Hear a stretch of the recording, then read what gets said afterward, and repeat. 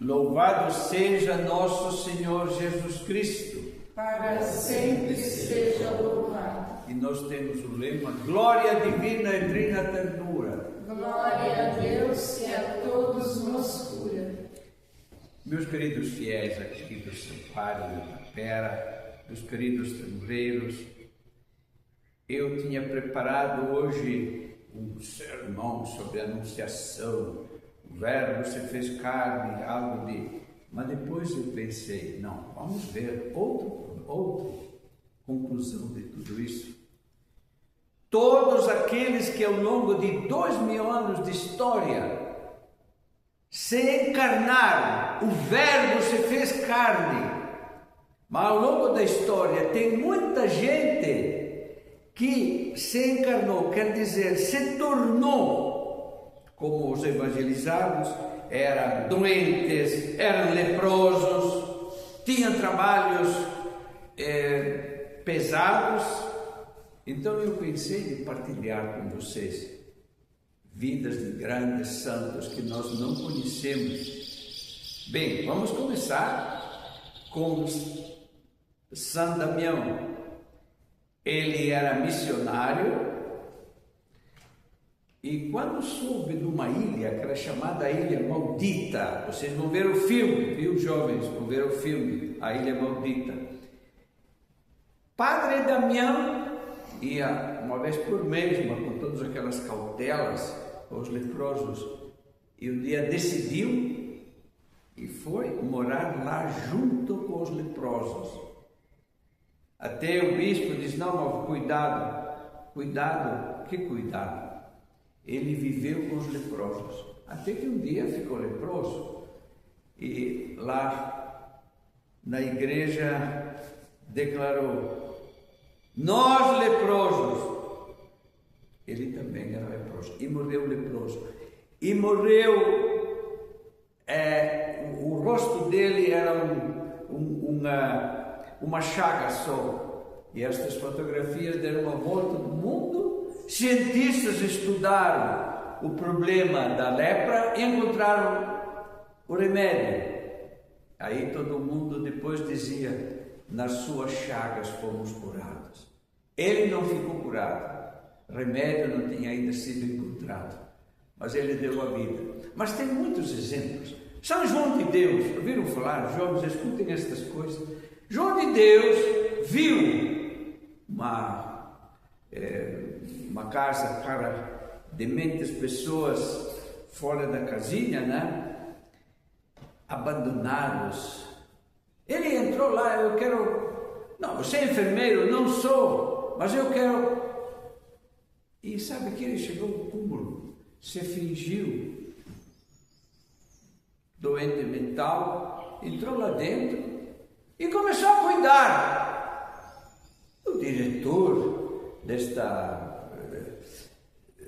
hospital e diz: mas você não é louco? Você está fazendo o quê? Não, mas eu estou dando uma ajuda assim a um ou outro, limpando um, limpando o outro. E ele concluiu: você é mais louco do que os loucos. É mais louco do que os loucos. Porque vir aqui, por amor, cuidar dos outros, ser fingindo louco, isso é a maior loucura. Mas eu quero citar mais um exemplo. Vejam, jovens, quando eu era seminarista, vossa idade, 21 anos, 25, 21. Isso me impressionou tanto, que eu queria também entrar como os padres, chamados padres operários. Aconteceu em Bordeaux é um grande porto, tipo os nossos Santos, né, a cidade de Santos. E neste porto, um funcionário, um operário, ficou esmagado por um guindastre, ficou simplesmente um omelete de sangue. Todo mundo chegou: quem é? É Pedro!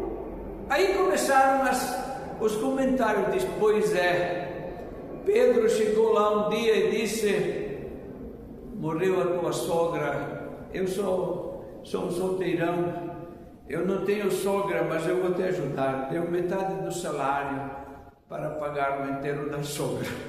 Um outro disse, mas ele deu e disse, água na boca, não fale com ninguém. E um outro chegou, meu Deus, eu estou emocionado. Eu não tinha dinheiro para pagar, tenho 5 filhos, material didático. Ele pegou o seu salário, metade do salário, fica aqui, eu não tenho filhos. E assim foi vários que vieram confessar o que realmente tinham proibido de revelar. E naquele momento chegou o bispo. É um ambiente eram maioria comunistas. Bispo que sim, este é Padre Pedro, padre mais santo que eu tinha. O que? Ele era padre? Era padre. Mas por que ele não disse que era padre? Se ele tivesse dito que era padre, vocês pensaram, este aqui é um espião do Vaticano que vem entrar aqui dentro. Meus queridos jovens, quero dizer a vocês não imaginem a riqueza que tem a igreja. Na França, teve 600 padres que deixaram a paróquia, tiraram a batina, colocaram um macacão e foram nas fábricas, onde não eram conhecidos. E lá trabalharam vários anos, escondidos, ouvindo o povo, vivendo como o povo. É interessante. Eu tenho livros sobre isso, né? Um dia vocês, no retiro, vou passar a vocês para ler. A Igreja de Deus tem algo que a maioria não conhece. Vocês ouviram falar do bispo sapateiro? Nunca ouviram falar disso? Teve um bispo na França, quando viu que alguns padres trabalhavam de operário, disse, eu vou fazer também algum trabalho. E começou numa empresa, montava peças, ficava em casa, 4 horas de trabalho por dia, mas depois precisava, era muito exigente, porque havia exigências de tempo, de entrega. E alguém disse, senhor bispo, o senhor é inteligente, se quer aprender, temos aqui um sapateiro, entende, para costurar uma coisa simples.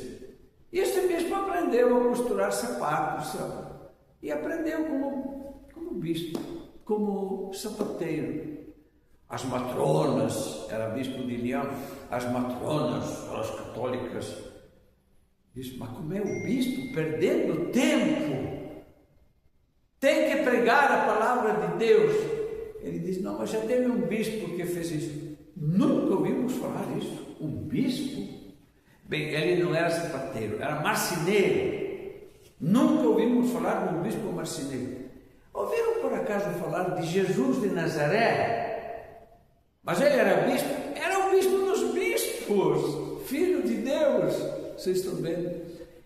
Eu tenho toda a história deste grande bispo, Alfredo Ansel, que será canonizado. Bem, meus queridos, eu quero deixar isso, em vez de outra meditação sobre isso que vale.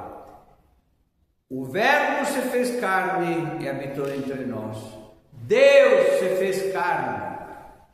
Agora, padres operários, missionários no meio dos leprosos, este João de Deus que era mais maluco do que os malucos. Por quê? Porque ele se tornou assim, servindo os últimos. Isso são exemplos heróicos.